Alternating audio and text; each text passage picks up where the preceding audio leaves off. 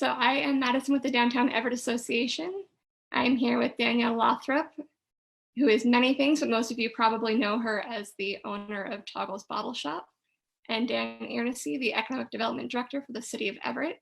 We're going to be talking about the new Everett CARES Grant that was opened today.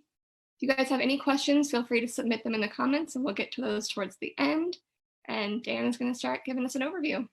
Great, thanks, Madison. And I do want to just thank the Downtown Everett Association for representing the businesses downtown, as well as just being proactive with the city and giving us a good way to promote this and answer some questions. So Danielle, Madison, I know you'll try to stump me, which is good. I'll buy a coffee for either one of you who can really completely stump me tonight. So it's good. So what can I say? Do you want me to just give a brief overview of the entire program? Is that a good place to start? Yeah, if you could go over the overview and then maybe a few of the finer points on the application. Great. Yeah, the city of Everett has a way to fund lots of things that help the community grow, community develop, and the most one of the federal programs that we qualify as the Community Development Block Grant funding. And typically what that goes for is community partners, food banks, rent help, a lot of the things that serve low to moderate income families and residents and employees and so forth. Well, with COVID-19, obviously one of the most profoundly affected and injured parties in the country have been small businesses, especially with the stay-at-home orders that are across the nation. So when the CARES Act was enacted earlier this year, a lot of money was put toward community development block grant monies, but the rules were opened up so cities could use that money for small businesses as well. So we've got about $500,000 for that purpose, but we also had some money in our fund that was left over from the past year that we are able to put with that. And so together we were able to do a $1 million community development block grant funding for what we're calling Everett CARES. And it has two components. The part we're really talking about tonight is the $500,000 for small businesses. But I just want to also illustrate that there also is a part for public partners that are the more typical CDBG funding. I've gotten good at saying that in the last couple of weeks, but still pretty bad. So it goes towards small businesses. According to the federal government, small businesses can be as large as 500 employees. So most of us don't think of those as small, but we are limiting it more partly because of our involvement in Main Street America. A lot of you may have read the survey they've done across the nation in the last month or so, finding the impacts, and they made some recommendations. One of the recommendations is that we limit the size of any grant funding that the city can offer to 20 employees. And so what we are offering is grants of of $10,000. We're just doing a single amount, $10,000, and we have $500,000. So we will be able to offer these to 50 businesses. And each will get $10,000. It will be a grant, not a loan. So there's no repayment. However, it will be, you'll have to document it's the use.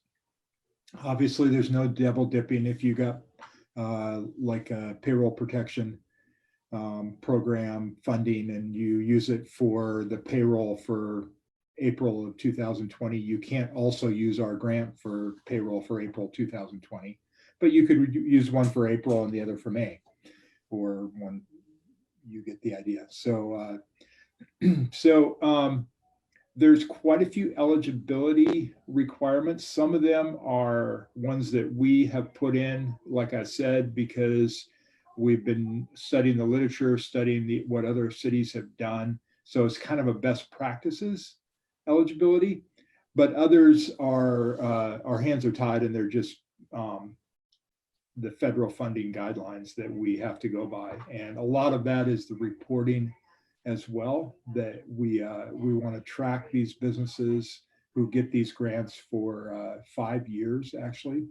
And it's not onerous tracking, but it is an annual, at least an annual tracking. I'm not exactly sure how often. So there's a contract that we will enter into with each grant recipient, and it will give the requirements of the city and the requirements of the recipient. But that's a long way from, we're a long way from getting grants. I'm pretty confident we'll get way more than 50 applications. So a lot of you are probably wondering about what to do to get an application. Yeah, can you tell us a little bit more about who is eligible? And you mentioned that the guidelines were determined partially on a federal level and then distilling it down to be more relevant to Everett. Who is sort of the perfect candidate for this grant program? Yeah, I grew up in Seattle, so when the Seattle Seahawks were very, very young, they used to talk a lot about impact players. And I don't know if they still do or not much. I don't hear that expression, but I guess the ideal candidate would be somebody that could just make a big impact on Everett's economy. But I don't think it is a one size fits all. It's not a restaurant. It's not a, dentist office. It's not a this, that, or the other thing. It just is that combination of somebody that has been running a good business up to the point that the COVID-19 impacts were felt. There's an old cliche, you don't want to try to catch a falling knife. We don't want to give aid to a company that was already failing, and or one that is so dependent on this $10,000 grant that it's the only thing that they have going for them. Because I think really the businesses that will survive this will be really resourceful in figuring out lots of different ways to make their business survive and get to the point where they can thrive again. And so we're looking for those kind of businesses that have already been thinking about this, already been putting action plans in place, taking steps to reduce costs and to, maybe get into new markets. Businesses that already have a recovery plan that they're working on is important, I think. Ones that have taken action already. I think it'll be important that the businesses that we give money to are spread throughout Everett. We want to be looking for businesses that represent, or business owners, I guess, that represent the diversity of the city. So we'll be asking about that. We'll be asking some, this is a question that I don't think I've seen on a grant application before, but we're actually going to be asking for social media data and Yelp and Google ratings. And people might say, obviously we're not, if you're a manufacturer for Boeing, that's probably not something that we'll judge at all on. But if you're a restaurant or a service in the service industry, that is an indicator of how the community feels about you. We don't want to miss the really beloved, taco stand or whatever it is that, we might not have heard of ever before, but it's got amazing reviews and amazing customer following. So we'll be asking those kinds of things. Those are just some of them. We've spelled them out pretty well. And I'll say this now, some people won't listen to it all, but it's on our city website, and the city website is everettwa.gov, and then it's backslash Everett CARES. So pretty easily, everettwa.gov /Everett CARES. And I'm looking at my screen, and I see that we have 22 applications already since it opened up at 5 o'clock tonight. So people are getting on it. I will say one thing, it's not first come, first serve. The money will not run out and we'll close the application period. We're keeping the application period open for 11 days until May 11th at 5 p.m. And at that point, we will close it and evaluate all the applications that we have received. So we thought it was much more important that people take time and really think about their application and their answers rather than, rush to get it in before it ends up. And we hated to have anybody have any kind of technical problems or need translation services or anything like that we can provide that would help. And that also brings me to one of my questions. Who's actually reviewing these applications? Is this a board specially formulated, city council? No, it's staff. Staff will be reviewing it, and will be the initial screening of eligibility and the initial kind of more objective numeric scoring will be done by probably a number of different people, and that won't, one person could do that for the application, and we'd be pretty confident that the scoring will be the same between the two people. But then once you get down to the semifinalists and then the finalists, we'll have to have a couple different people looking at that and looking at the financial documents and so forth. And we'll use qualified people within the staff. I'll definitely be part of that review team. You mentioned some of the things you're looking for is like community impact and folks who are beloved. Those are really subjective criteria. How are you going to be able to judge that? I know you mentioned social media stats. Are there other tools that you're using to award points? On the social media side, yeah, the social media and the Yelp and Google ratings are going to be part.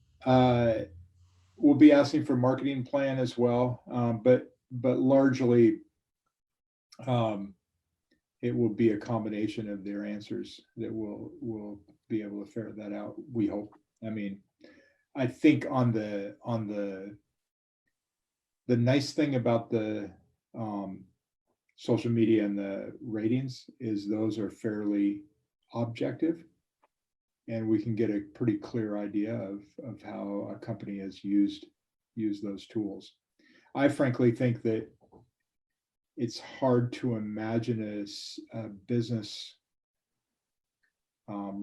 really thriving without using some kinds of digital marketing of some kind. So I want to understand what that process is.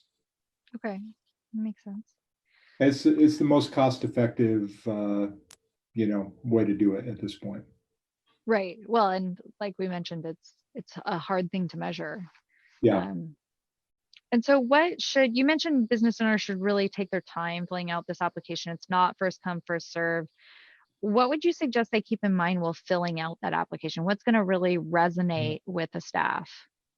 Yeah, great question. First of all, let me just talk about how we are suggesting on the site. And again, this is kind of a best practices thing that when we were building the site that we put into place is the first step is make sure you're eligible. No need to fill out a whole application or do a whole bunch of stuff if you're not eligible to actually apply. So we have all the eligibility questions that we're going to be asking ourselves on there. I know that one thing that I've gotten some questions on right off the bat is we're saying no chains or franchises are eligible. And I think especially on the franchise thing, we're going to be eliminating some questions if we read that really literally, that are independently owned and might not have a whole lot of relationship with that. I think our idea was more on the McDonald's side, but that'll be one of those questions that we'll have to really that's an eligibility thing. So make sure you're eligible, number one. Number two, we basically tell you what's going to be in the application, and we tell you what documents that you'll need to put together to get ready for it. And so it's right there. You don't have to get into the application before and get stuck halfway through and say, I should have had more time to think about this. So I recommend, and we say on there, open up a Word document or a word processor document, write out all your answers, make sure you have it the way that really represents what you want to say. And then when you get to the third step, which is actually completing the application, you'll just be cutting and pasting, and it'll be quite an easy application to complete. But again, we talked about a recovery plan. I'll be asking people to give their business recovery plan. I'm hoping that most businesses have thought about this, given that a lot of people have been thinking about how to get through. But if they have not, maybe this application will be just a good chance for them to take a couple days and think through, okay, what is my plan? How am I going to go through that? So that's one of the things. It doesn't have to be a 20-page treatise. In fact, that'll be very hard for me to read, or along with everybody else. But if it's just got some good action points that have been really well thought through, that apply to what happens now, what happens in the next couple of months, how we handle staffing, how do we do this, that, and the other thing, that'll be really interesting. We'll be asking for financial documentation to prove that it was a profitable business. Like I said, that not wanting to catch a falling knife. But a lot of the other stuff is just, telling us about the business, what makes you unique, what you want to do is assume that the people reading don't know anything about your business, but they also don't have a ton of time to read a whole lot. So, I wouldn't suggest that, you give 20 pages like, I did, the Small Business Association made me do a business plan, and I have this 38-page business plan. I'll just attach it to the application. Nobody wants to read that again. So just tell a quick story in a couple sentences, and really make each point exactly what you want to say. And then when do you expect to let people know if they've been approved? Yeah, great question. We have committed on the site that everybody will hear by May 20th. So you'll let people who have not qualified know as well by that date? Yes and no's. Excellent. Yeah, as hard as that is to I'm sure those emails will be tough to send. Yeah, we'll say both.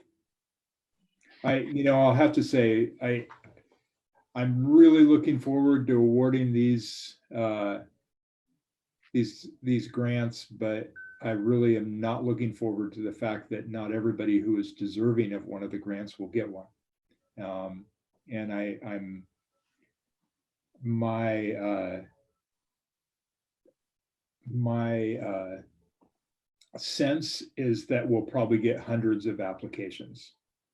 So, there's probably no way that that everybody who applies will get a grant. I just want to clarify too, I think I misspoke before. We will let everybody know by May 22nd, which is the Friday of that week. I think I said 20th, but I meant 22nd. And when can the approved applicants expect their funds? You mentioned earlier to me that this was Right. a reimbursement program, which I know a lot of our restaurants, bars, et cetera, are struggling with cash flow right now. Yeah, right. What do you have any recommendations for someone who this could make a big difference to? Yeah, and you're exactly touching on, I think one of the frustrations of this whole thing is just that there's been all this money appropriated by Congress, and what has actually gotten into people's bank accounts, and that list is kind of short. I don't know exactly how long the contract, let's say on May 22nd, we have notified you that you are receiving a grant. You do have to enter in contract with the city. My guess is that will be fairly boilerplate. So it will be a fairly consistent contract for everybody, with just the names that we already have filled in for each of the contracts. So let's say that takes a week to get that done.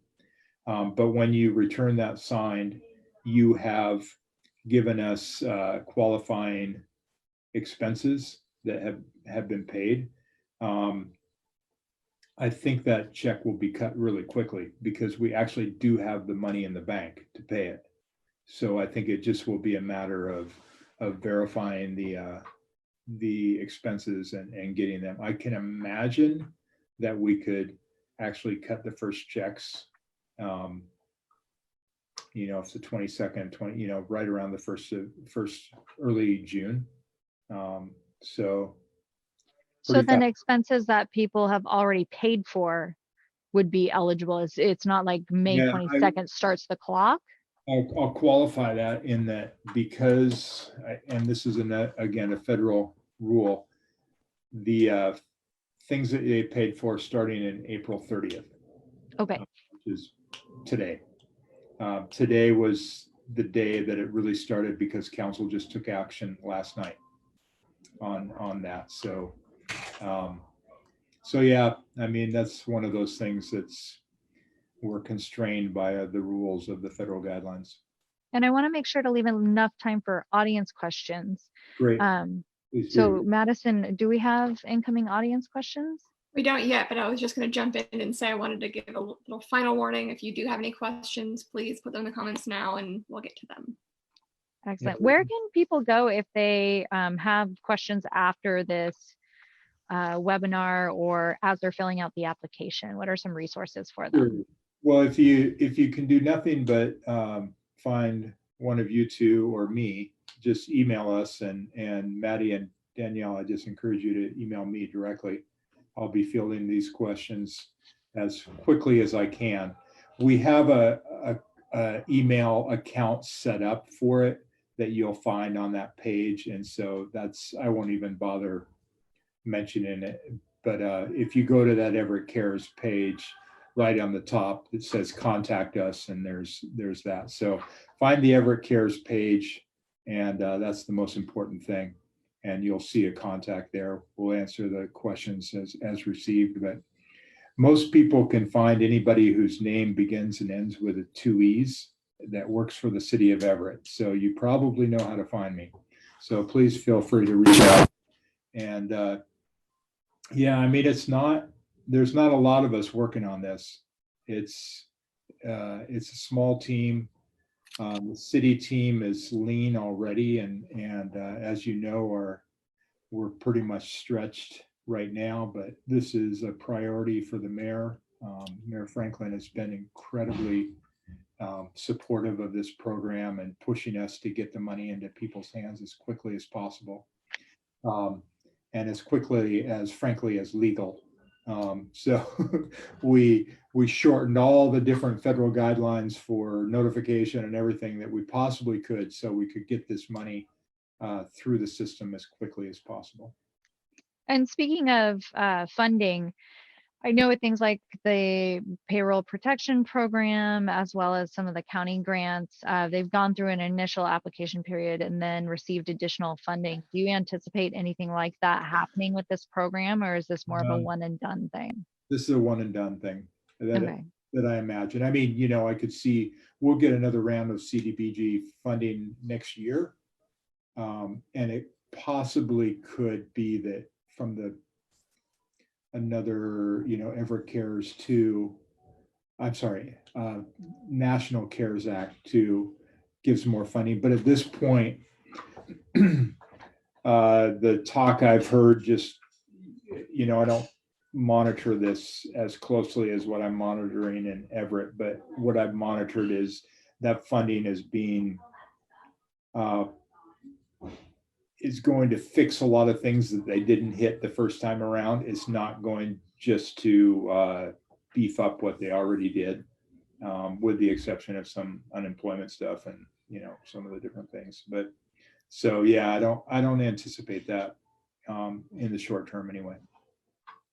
And regardless of folks' approval for the grant program, are there other resources that the city's offering that business owners should be aware of?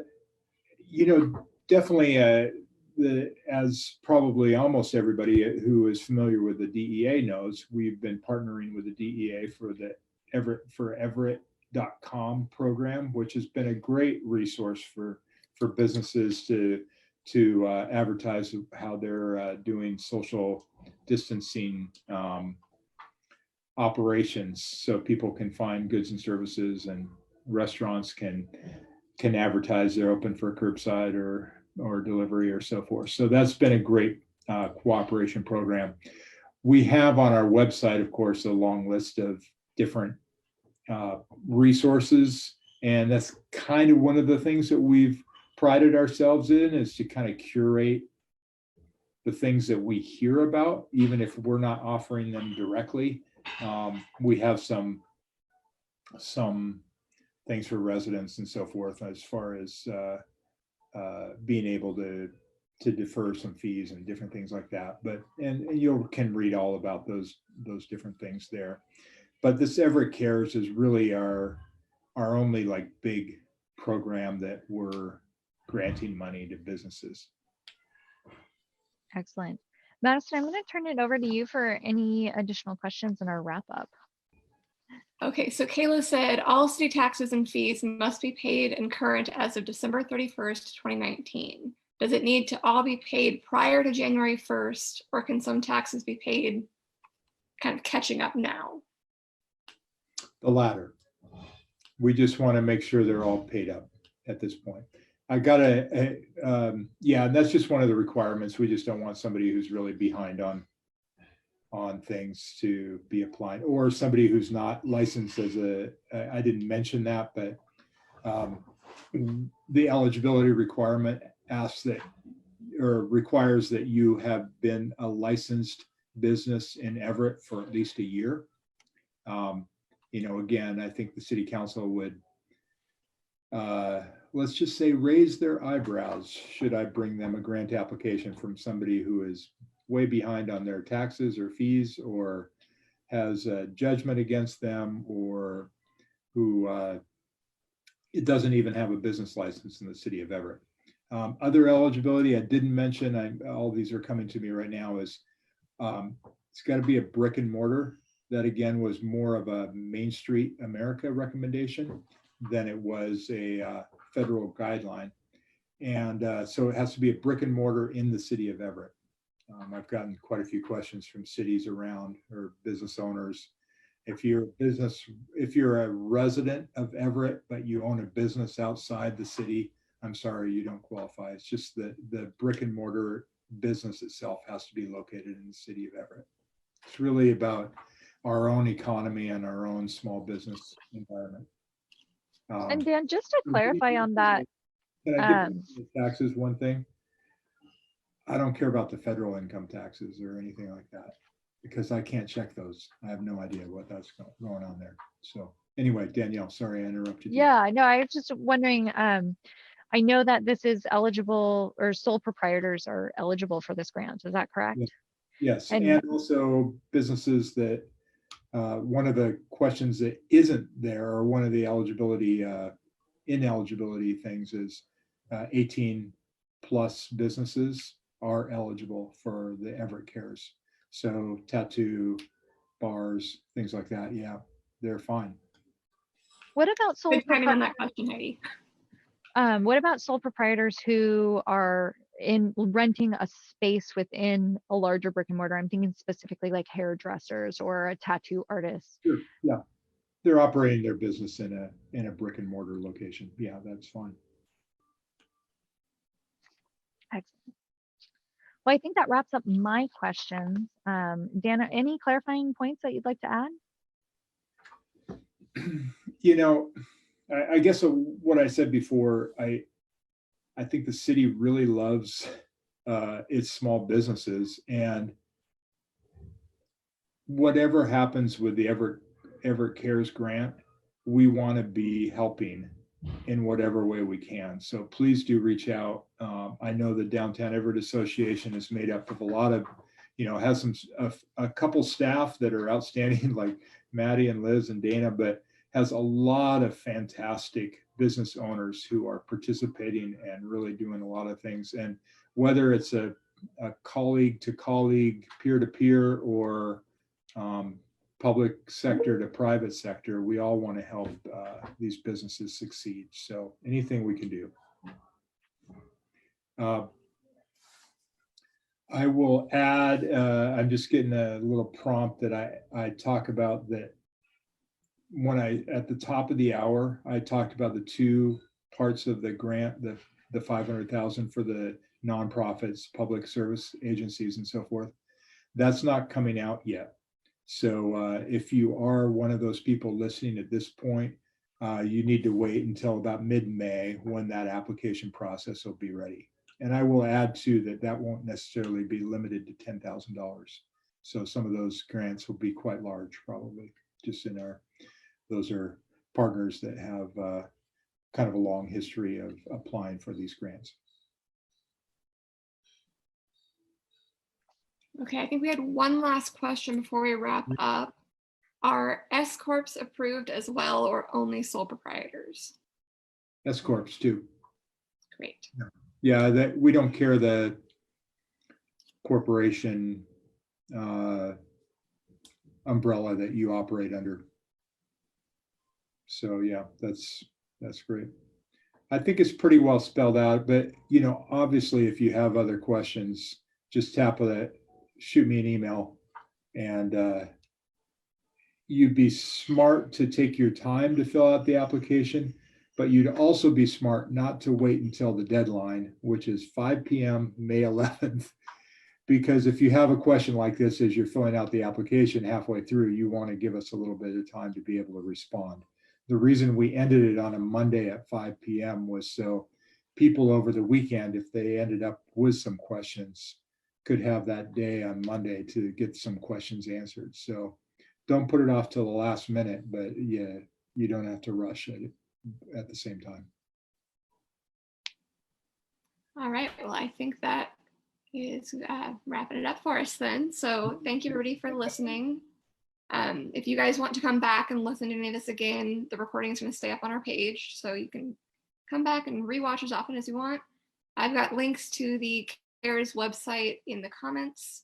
As Dan mentioned, if you have any other additional questions, reach out to any of us. Dan's happy to help answer any other questions that you have that come up. Thank you, Dan and Danielle. This has been really helpful. Thank you. Have a great night, everyone. Thank you. Have a good night.